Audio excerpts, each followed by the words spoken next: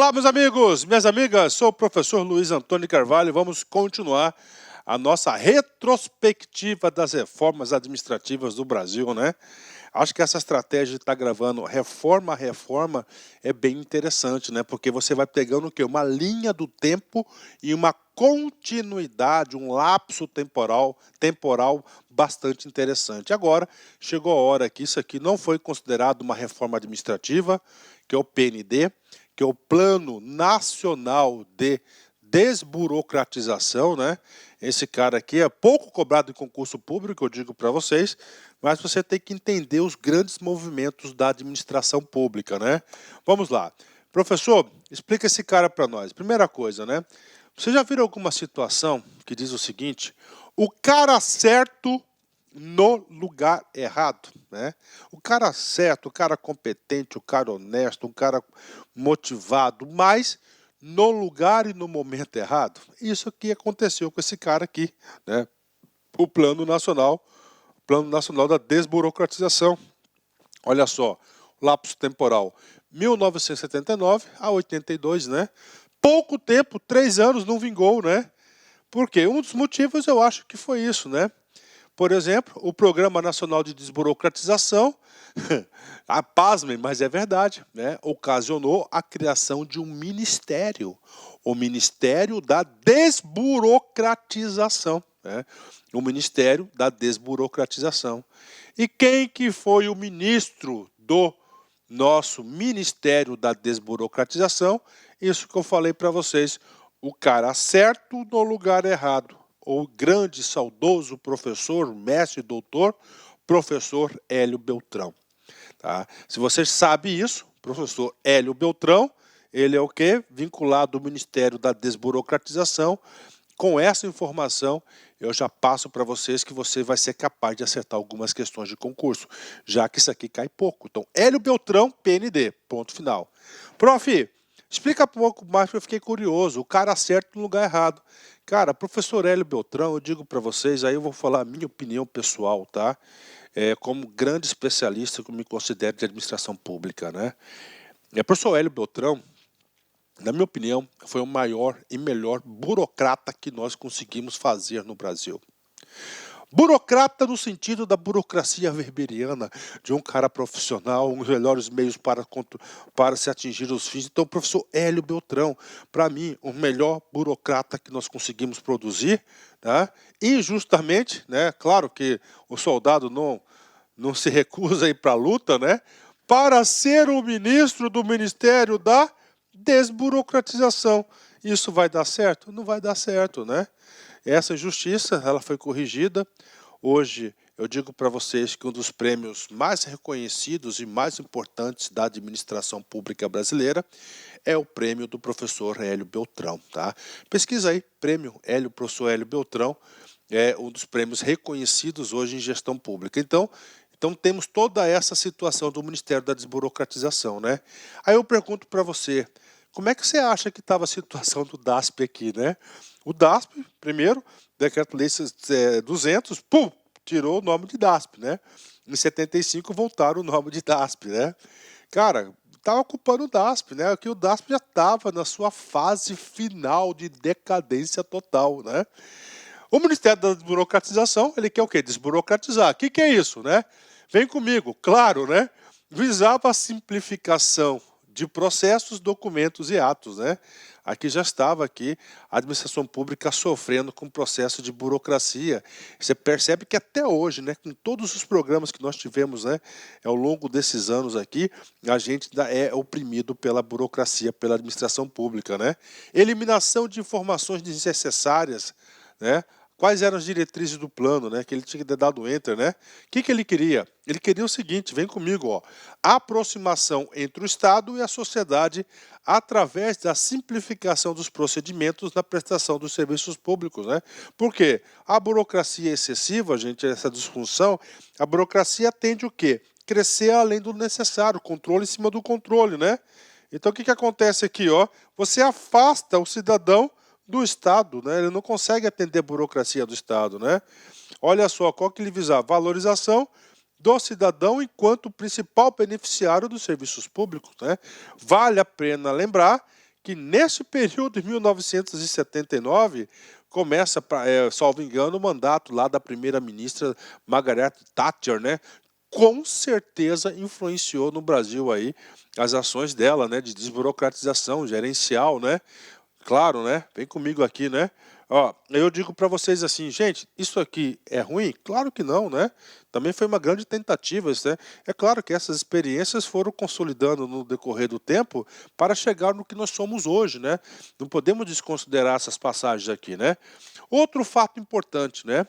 O Plano Nacional da Desburocratização visava o quê? Frear, ó, a excessiva expansão da administração pública indireta. Já caiu em concurso, né? Visava frear a excessiva expansão da administração pública indireta. O Decreto-Lei 200, né, foi gasolina azul para a expansão da administração pública indireta, em especial empresas públicas e sociedade de economia mista. Então, o regime militar, perdão, governo militar, né, ele começou o quê? Ó, ampliação, tá? A ampliação de quê? A ampliação da administração pública indireta. Quanto você mais aumenta a administração pública indireta, o quê? Mais você perde o controle. Maior as práticas patrimonialistas, com certeza, né? E aí? Opa, parou. Então, o ministério aqui, esse programa, ele queria tentar o quê? Frear a expansão dessas empresas estatais aí, tá? Controlar os avanços, né? Claro que não teve êxito, né? Vem comigo aqui, né? E aí, como é que ele queria fazer isso? Olha que coisa interessante. Estímulo às empresas privadas nacionais. O regime militar, o governo militar, ele fazia o quê? Ele tinha lá a estratégia estatizante, desenvolvimentista, né? Ora, ele substituía o mercado, ora incentivava o próprio mercado. O correto é o mercado, né? O mercado que é competente para isso, né? O que ele começou a fazer? Ele começou daí em diante a estimular as empresas privadas a produzirem os bens e produtos de consumo que a sociedade precisa, não ele mesmo ir lá pegar e fazer, né? Aqui surgiu vários financiamentos aqui a juros bastante subsidiados aí para vários empreendedores e empresas no Brasil, né? Principais ações, olha só, ele visava o quê? Facilitar a vida da sociedade, né? Facilitou, vem comigo. Facilitou a retirada do passaporte. Gente, isso já foi cobrado em prova. Facilitou a retirada do passaporte. Gente, em 1982, bastantes brasileiros viajavam para o exterior. Cara, era coisa raríssima ir para o exterior, né? Ou seja, é uma política pública bem restrita, né? Agilizou a compra e aquisição de produtos importados. Também, poucas pessoas tinham condições de quê? De comprar produtos importados, né? Mas naquela época que a nossa moeda era super desvalorizada frente ao dólar, né? Agilizou a retirada da segunda via da carteira de identidade, né? Poxa, se fosse a primeira via, né? Aí sim era uma política pública de impacto na sociedade, né? Vem comigo. Raros movimentos, né? De modernização do regime militar, direcionados para a administração direta, né? Porque o foco do governo militar era o quê? A administração indireta, não direta, né? E foi um dos grandes erros do governo militar, foi não priorizar a administração direta, em especial o seu núcleo estratégico. Bacana? Então tá aí para vocês, né? Só para finalizar aqui, as suas principais diretrizes foram o seguinte: primeiro, a desburocratização da administração direta, né? Então ele quis aí simplificar os processos. Segundo, olha só, desestatização, né? Suplementar do Estado no campo da iniciativa privada. Prof, o que é desestatização? É através do Ministério da Desburocratização, nós tivemos aí as primeiras privatizações,